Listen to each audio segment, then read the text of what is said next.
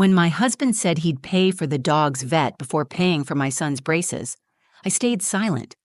But when his sister laughed and said, "He's not even your kid anyway," my heart shattered. I didn't say a word. My son did, later that night, with a DNA test in his hand. I remember the moment like a photograph burned into my memory. It was a bright Sunday afternoon, one of those days where the sun felt fake, like a stage light over a performance no one wanted to be in.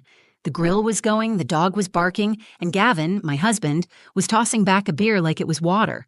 I was refilling the lemonade pitcher when Jalen, my 13-year-old son, tugged gently on my sleeve. He looked up at me with this hopeful kind of nervousness in his eyes. "Do you think maybe you and Gavin could talk again about the braces?" His teeth were part of a long-running conversation in our house. Well, more like a debate that never went anywhere. He needed them. He was getting older, more self-conscious, and I wanted to give him that confidence, that comfort. But Gavin had other ideas. Before I could answer, Gavin heard him. He laughed from across the patio like Jalen had asked for a Porsche. "Braces? You kidding me? Diesel's due for a checkup next month. I'm not shelling out $6,000 on teeth when the dog might need surgery." He said it like it was the most rational thing in the world. Like a 13-year-old's pain was less real than a limp in a German shepherd. Then came the dagger. Brooke, Gavin's sister, who always had something snide to say, tilted her sunglasses down and smirked. "Please," she said, "he's not even your kid anyway." Just like that. Loud enough for everyone to hear, like Jalen was a rumor, not a person. I froze. I didn't say anything. Not because I agreed, not because I was scared, but because I didn't want to make a scene in front of my son, my baby, my whole world. But Jalen heard. He was standing just behind me. I felt his body stiffen. He didn't say anything either, but his silence cut deeper than anything Gavin or Brooke had said. I turned around, and he was already walking away, back toward the house, shoulders tight, fists in his hoodie pocket like he was trying to hold something in. I should have gone after him. I should have said something, but I didn't. I stayed frozen in place, trying to pretend that the entire backyard hadn't just become a battlefield. People kept eating, Gavin kept drinking, Brooke kept laughing. And me? I stood there holding a glass pitcher of lemonade like that was going to fix anything. I used to tell myself that Gavin wasn't a bad guy, that maybe he just didn't know how to connect with Jalen because he didn't have kids of his own, that maybe he just needed time. But it had been almost 5 years. Jalen was 8 when Gavin moved in. He had been there for birthdays, spelling bees, doctor's visits. He'd watched him grow up.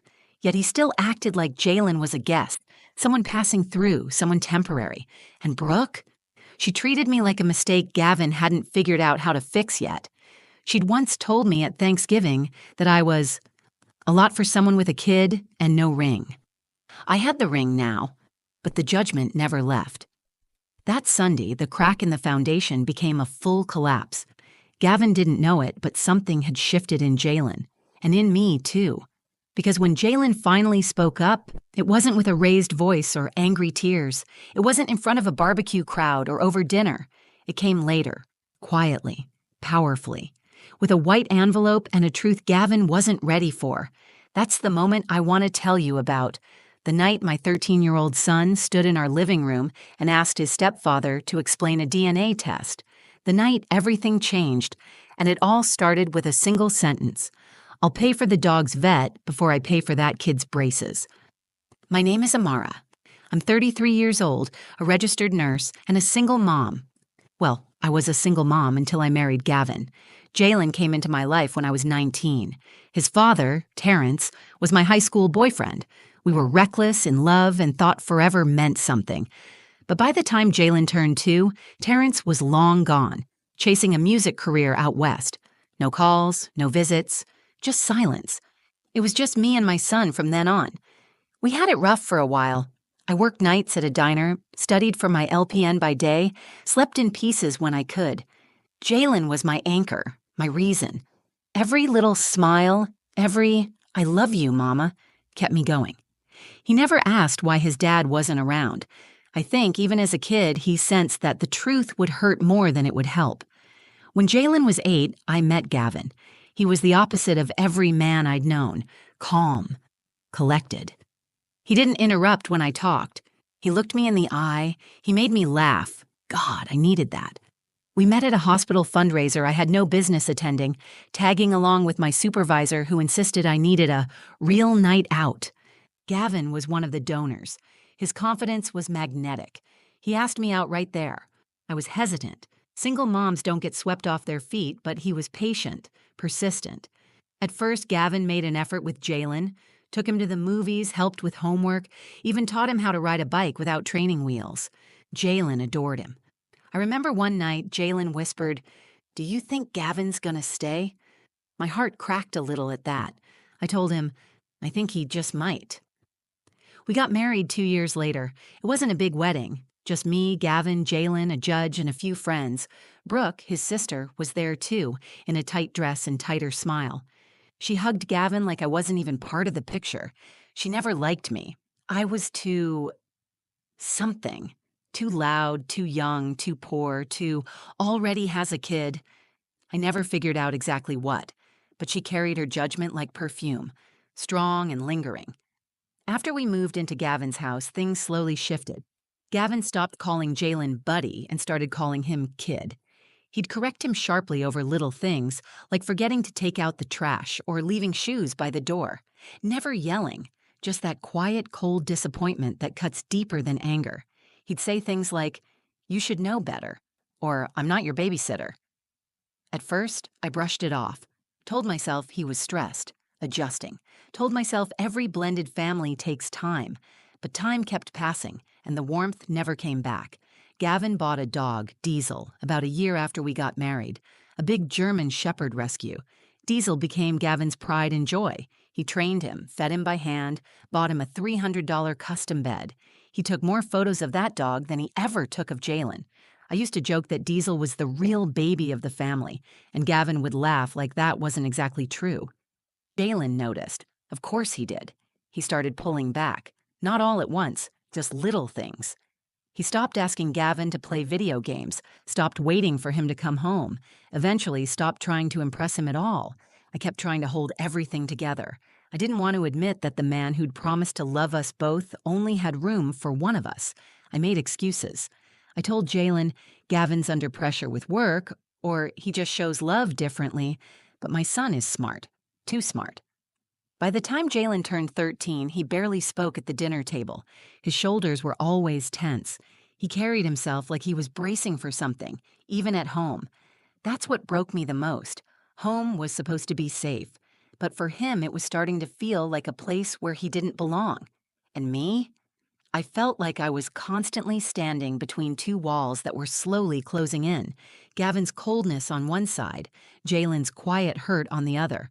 I loved them both, but only one of them needed protecting. I just hadn't realized yet that silence was no longer protecting anyone. It was supposed to be a simple Sunday barbecue. Nothing fancy, just burgers, lemonade, some music playing low on the patio speaker. Gavin liked hosting. He said it made him feel normal, grounded. I went along with it because I liked seeing Jalen outside, not glued to his phone or stuck in his room. And for a few minutes, it did feel good, like maybe we were a real family. Brooke showed up late, of course. Oversized sunglasses, loud laugh, one of those boutique salads no one ever eats but everyone pretends to want. She hugged Gavin like she hadn't seen him in years and gave me the usual, "Oh, you look tired" line, which was her way of saying I didn't look good. Jalen was on the deck with a paper plate, half-eaten burger in his hand. He was mostly quiet, as usual, watching Diesel run around the yard like he owned it. Brooke had brought one of those obnoxious friends with her, a woman named Tiffany or Tanya, I can't remember, the kind who starts sentences with "no offense, but..." That's when Jalen leaned in and asked me the question, "Do you think maybe you and Gavin could try again about the braces?" I looked at him. His eyes didn't hold hope. They held caution, like he already knew what the answer might be but was praying for a surprise. His teeth were crooked, especially on the bottom. He'd been bullied for it a few times, but he never brought it up. For him to even ask meant he'd been carrying it for a while. Before I could even open my mouth, Gavin's voice cut across the deck. "Braces?" he scoffed. "You kidding me? I'm not dropping $6,000 on teeth right now. Diesel's due for a vet visit next month. If something's wrong with him, that's where the money's going." I froze. Everyone went silent for a moment, one of those awkward pauses where even the dog stopped barking. My stomach turned to stone. And then Brooke, standing by the drink cooler, chimed in with her signature cruelty, coded in a casual laugh. "Besides," she said, sipping her wine cooler, "he's not even your kid anyway." The air cracked open. She said it like it was a joke, like it was nothing. But it wasn't nothing, not to me, not to Jalen. He had been standing right behind me, close enough to hear every word, close enough for it to land like a punch to the gut. I felt his body go still. I didn't turn around right away. I couldn't. My throat clenched. My face was burning. I stared at the tray of burgers like if I focused hard enough, I could disappear into the grill smoke. No one said a thing. Not Gavin, not Brooke, not a single soul. They just moved on like it was nothing, like they hadn't just torn something sacred in front of a child. I finally turned around to check on Jalen, and he was already walking back into the house, shoulders tight, head low. His paper plate was still in his hand, burger untouched. I set down the lemonade I was holding and followed him inside, but by the time I reached his room, the door was shut. Locked. I knocked once. "Jalen?" No answer. "Baby, can I come in?" Still nothing. I just stood there, one hand against the doorframe, wondering how we got here, wondering when the man I married, the man who once knelt down to tie Jalen's shoe at a school field trip, became someone who could sit there and say nothing while his sister humiliated a 13-year-old in front of strangers. Later that evening, Gavin acted like nothing happened. He sat on the couch watching football, tossing a toy to Diesel. I sat across from him in silence, the TV flickering between us. "You're quiet tonight," he said without looking at me. I wanted to scream. Instead, I said, "Jalen heard you. Both of you." He shrugged. I didn't say anything wrong. I just said, "We can't afford it right now." "No," I said. "What you said was that our dog matters more than my son." He sighed, like I was being dramatic. "I didn't say that. You're twisting things." I didn't reply. I just stared at the man in front of me, this man I once thought could be a father figure to my son, and I realized something. He wasn't twisting things. He was showing me who he really was. And Jalen, well, he was about to show us both something we weren't ready for. The day after the barbecue, the house felt heavier than usual. The silence wasn't peaceful. It was loaded. Jalen barely came out of his room. I could hear him moving around in there, his desk chair squeaking, the occasional shuffle of papers, the soft hum of his tablet. No music, no games, just stillness. I wanted to knock, to crawl into bed with him like I did when he was little, but he was 13 now, and 13-year-old boys don't always want comfort, especially not the kind that feels like pity. So I waited, gave him space. I told myself I was being respectful, but deep down, I was afraid. Afraid he'd ask questions I couldn't answer. Questions like, "Why doesn't Gavin love me? Why didn't you say anything?" That night, I found a spoon and an empty bowl in the sink. Jalen had eaten. That gave me a little peace. But then I walked by the dining room and saw his school folder open. Right beside it was our desktop computer. On the screen, a search tab. How to do a DNA test without your parent knowing. I froze. My heart thudded in my chest. I hadn't raised him to snoop, but he wasn't snooping. He was searching. For truth. For clarity. For control in a world that kept trying to push him to the sidelines. I didn't say anything that night. I didn't tell him I'd seen it. I didn't tell Gavin either. I didn't trust him with Jalen's privacy. Not anymore. The next morning, Jalen acted like nothing was different. He packed his backpack, kissed me on the cheek, and walked to the bus stop with his hood up even though it wasn't cold out. But something had changed in him. I could see it in his eyes. There was a fire behind them now, low and steady. Over the next week, I watched as he became more focused, more withdrawn, but not in the way that signals depression. It was deliberate, calculated, like he was working toward something. A few days later, I saw an envelope in the mail pile addressed to him, just his name, no return address. He took it and disappeared into his room without a word. Later that night, I knocked on his door gently. "You okay, baby?" "Yeah," he said, "just tired. Big math test tomorrow." He was lying. Not in a way that scared me, in a way that told me he was planning something he needed to do on his own. I went to bed but couldn't sleep. I lay there staring at the ceiling, Gavin snoring beside me, Diesel curled up on the floor at the foot of the bed. I started thinking about everything I'd ignored over the years, the excuses I made, the times I downplayed Gavin's coldness, convinced myself it was just stress or unfamiliarity or whatever else made it easier to stay quiet. I thought I was protecting my son by keeping the peace, but peace built on silence isn't peace at all. It's denial dressed up as patience. The next afternoon, Jalen asked to go to the library. He said he wanted to study for a science quiz. I offered him a ride, but he insisted on walking. He came back an hour later, calm, focused. At dinner, he barely touched his food. Gavin noticed and asked, "You sick or something?" Jalen looked up and said, "No. Just not that hungry. No attitude, no eye roll. Just direct, controlled." After dinner, he washed his own plate and went to his room. I followed a few minutes later and found him organizing papers on his bed. His hands moved quickly, almost nervously. I sat down beside him. "You know you can talk to me, right?" He nodded but didn't speak. "You don't have to carry everything by yourself." He looked up at me, and for a moment I saw the little boy who used to fall asleep on my chest after bedtime stories. But then he said, "I mailed something. It'll come next week. When it gets here, I want you to be there when I open it." I swallowed. "Okay." That was all he said. That was all he needed to say. And just like that, the silence between us became a pact, a quiet agreement that the truth was coming, and whatever it was, we would face it together. Gavin had no idea, but his time of coasting through our lives with half-truths and emotional distance was coming to an end. Jalen had lit the fuse, and we were both waiting for it to reach the fire. It was a Thursday evening, around 6:15 p.m., when the envelope finally arrived. I remember because I had just come home from a double shift. My feet were aching and I was hoping for a quiet night. Gavin was on the couch watching a rerun of some car show, half a beer in hand, and Diesel was curled up on the rug at his feet. The house smelled like leftover Chinese food, and the weather had turned cloudy, gray light filtering in through the blinds. Jalen came down the stairs holding the envelope like it weighed 100 pounds. He didn't say a word, just walked past me, straight into the living room.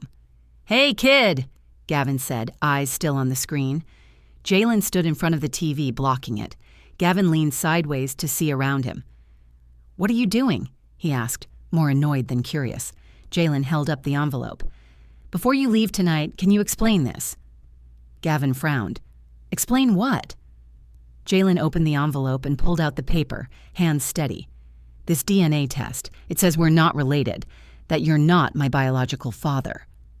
The silence that followed was sharp, like the sound had been sucked out of the room. I stood at the edge of the hallway, frozen, heart pounding. Gavin sat up straighter. "I never said I was your biological father," he muttered. "Why would you even do something like that?" Jalen didn't flinch. "Because I wanted to see if you'd lie again, because I needed to know if I was crazy for feeling like I don't belong here." His voice was steady. Too steady for a 13-year-old confronting a man who was supposed to be a father figure. "You listen to me," Gavin said, his tone suddenly defensive. "I've been here. I've paid for food, bills, clothes. I put a roof over your head." Jalen's jaw tightened. "And made sure I knew every day I wasn't yours. You treat Diesel better than me." Gavin stood up, beer forgotten. "Don't turn this into some sob story. I've done more than your real dad ever did." I stepped in then. "Gavin, stop." He turned to me. "What? I'm not wrong." "You're cruel," I said, calm, cold. "You've been cruel to a child who only ever wanted to be seen." Jalen looked at me. "Mom." "It's okay." "No," I said, walking over to him. "It's not." Gavin scoffed. "So what now? You gonna kick me out over a stupid test? Over some bratty tantrum?" "He's not throwing a tantrum," I snapped. "He's holding you accountable." Gavin stepped forward, trying to take the paper from Jalen's hand. Jalen stepped back. "Don't touch it," he said. That was the moment I saw it clearly, the line in the sand. Jalen wasn't looking for Gavin to be his dad anymore. He was looking for closure, and he had found it. "I'm not asking you to stay," Jalen said. "I just wanted to see what you'd do, and you did exactly what I thought." Gavin looked at me. "You're really okay with this?" "I've been more than okay with less than I deserve for years," I said. "I'm done." He laughed bitterly. "You think you can do better than me?" "I already did," I said, glancing at Jalen. 13 years ago. He grabbed his keys off the counter, muttering to himself. Diesel followed him to the door. He opened it and the dog paused. Jalen looked at the dog, then at me. "Can Diesel stay?" I looked at Gavin. "You can come back tomorrow and pick him up." He nodded once, then left without another word. The door closed behind him. The silence that followed felt clean. Jalen turned to me, the paper still in his hand. "I didn't do it to hurt you." I pulled him into a hug. "You didn't. You did it to protect yourself. And me." His body relaxed into mine.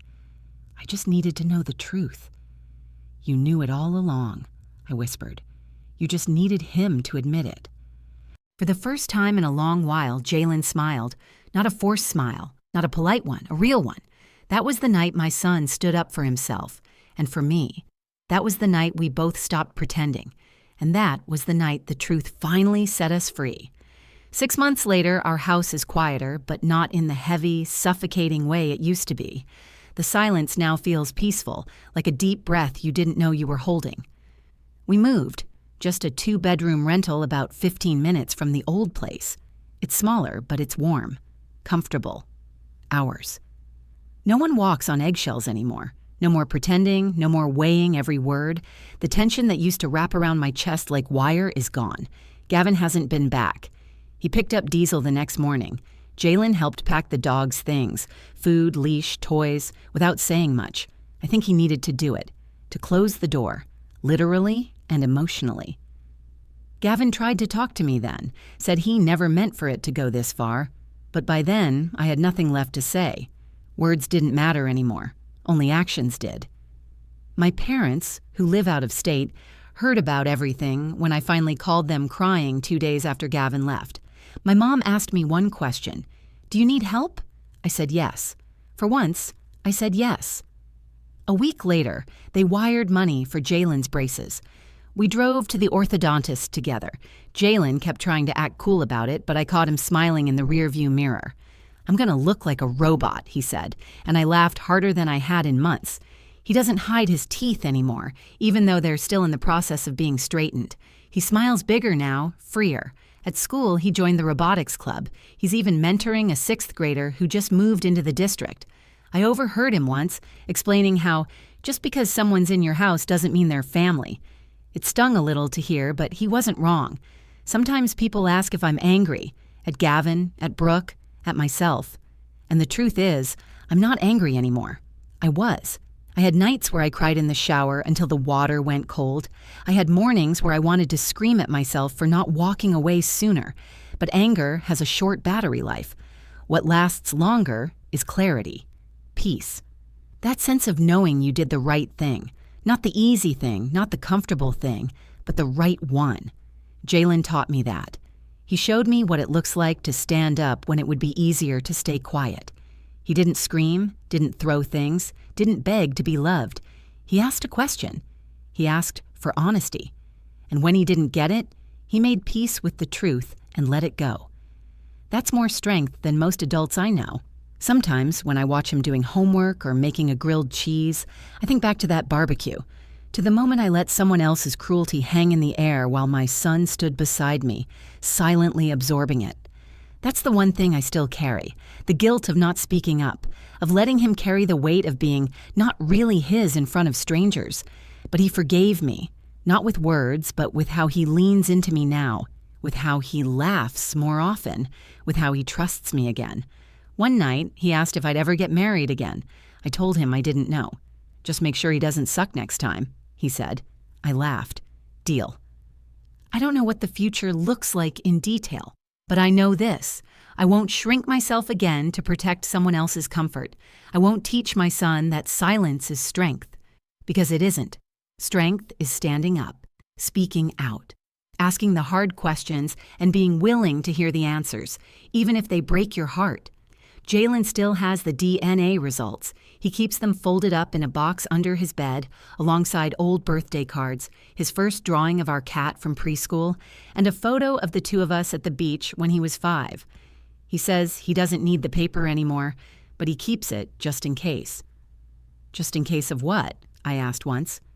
In case I ever forget that I stood up for myself, he said. He won't forget, and neither will I. That night wasn't just the end of something. It was the beginning of who we are now, and it turns out who we are is enough. Thank you for listening to my story. It wasn't easy to tell, but if you're still here, I hope it meant something to you, especially if you've ever felt unseen, unheard, or had to choose between staying silent or standing up for someone you love. Sometimes the hardest thing isn't walking away. It's realizing you deserve to. If this story moved you, made you think, or reminded you of your own strength or someone else's, please like the video, share it with someone who needs to hear it, and leave a comment below. I read them all, and your words matter more than you know. And if you want more real stories like this, stories about truth, healing, and finding your voice, don't forget to subscribe and turn on the bell so you never miss what's next.